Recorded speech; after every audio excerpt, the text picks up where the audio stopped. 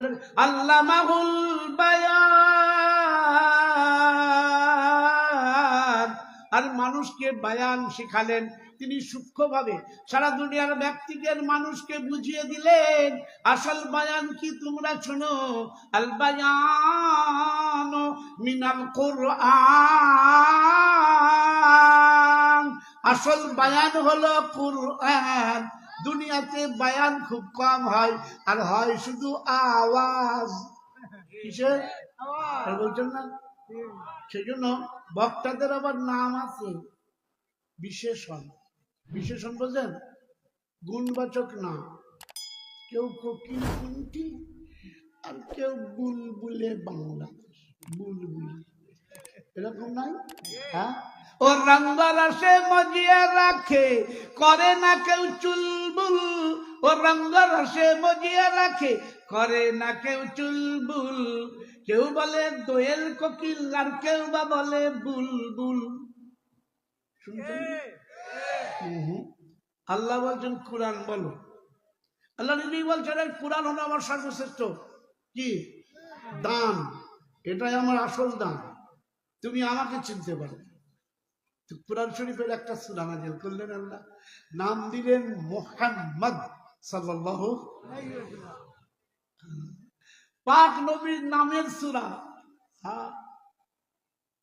এক জায়গাতেই আছে, পারা নম্বর 26, সূরা মুহাম্মদ।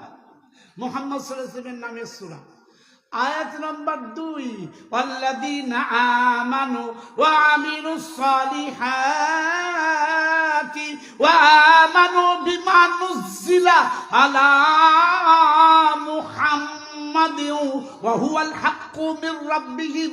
আর যারা ঈমান এনেছে, আর যারা সৎকর্মশীল, আর যারা ওই সমূহ বিষয়ের উপরে পরিপূর্ণ বিশ্বাস স্থাপন করেছে, যা কিছু অবতীর্ণ করা হয়েছে হযরত মুহাম্মদ, সবাই বলুন সাল্লাল্লাহু আলাইহি ওয়াসাল্লামের উপরে রবের তরফ থেকে, সেইটাই হলো হক আর সত্য।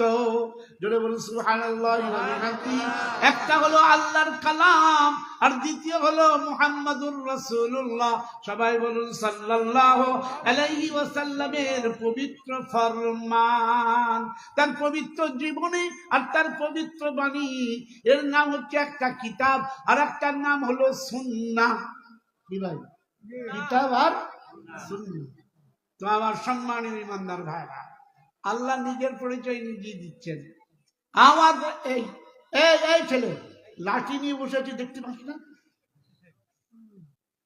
কলিটা 10 কেজি হলে বটে, সাহস আছে? একদম কথা বলবে না, কেননা কোরআন শরীফ শোনার সময় কথা বললে আল্লাহ খুব অসন্তুষ্ট হন, তার উপরে অভিশাপ দেন। আর যে ব্যক্তি খামোশ হয়ে ভক্তির সাথে শুনে, আল্লাহর দয়া করুণা তার উপর ঝরঝর করে ঝরতে থাকে।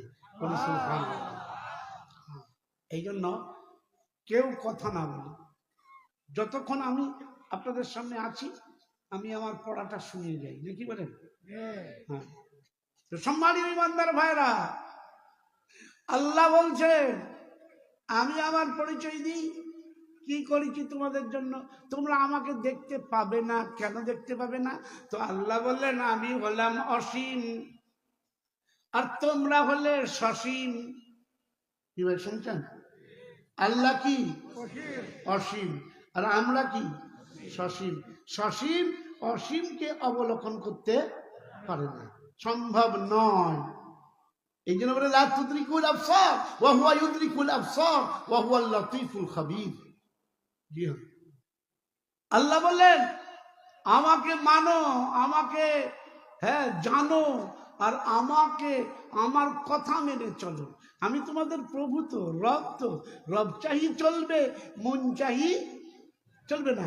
এই মানুষকে দরকার যে স্বেচ্ছাচারী যেন না হয়, স্বৈরাচারী যেন না হয়, অত্যাচারী যেন না হয়, ব্যভিচারী যেন না হয়, কুসংস্কারের মধ্যে যেন লিপ্ত না থাকে, আর কোন রকমের দুর্নীতিগ্রস্ত যেন না হয়। ব্যক্তির দুর্নীতি থেকে মুক্ত হও, আর সমাজকে দুর্নীতি মুক্ত করো, আর প্রশাসনকেও দুর্নীতি। ভাই আপনারা চান না নাকি? আজ দুনিয়াতে অধিকাংশ দেশের প্রশাসন দুর্নীতিগ্রস্ত। দুর্নীতিগ্রস্ত, দুর্নীতিগ্রস্ত। কি ভাই শুনছেন? এই জন্য সমাজের মধ্যেও দুর্নীতি, ব্যক্তির অন্তরের মধ্যে দুর্নীতি ঢুকে গেছে। আর আল্লাহ বলছেন এই যারা নাফরমানি আর বেঈমানি করে, নাফরমানি আর বেঈমানি, এর দ্বারা দুনিয়াতে আসতে থাকে পেরেশানি। আপনারা বাংলা ভাষা বুঝতে পারছেন না? فأما من طغى وآثر الحياة الدنيا فإن الجحيم هي المأوى। সূরা والنازعات غرقا, সূরা নাজিআত 30 পারাতে 46টি আয়াত আছে। তার মধ্যে আল্লাহ তাআলা 34, 35, 36 এই আয়াতগুলোর ভিতরে আল্লাহ বলছেন যারা দুনিয়াতে সীমা লঙ্ঘন করে, যারা দুনিয়াতে অপরাধ প্রবণতা নিয়ে জীবন যাপন করে, যারা অপরাধী, যারা দুর্নীতিগ্রস্ত,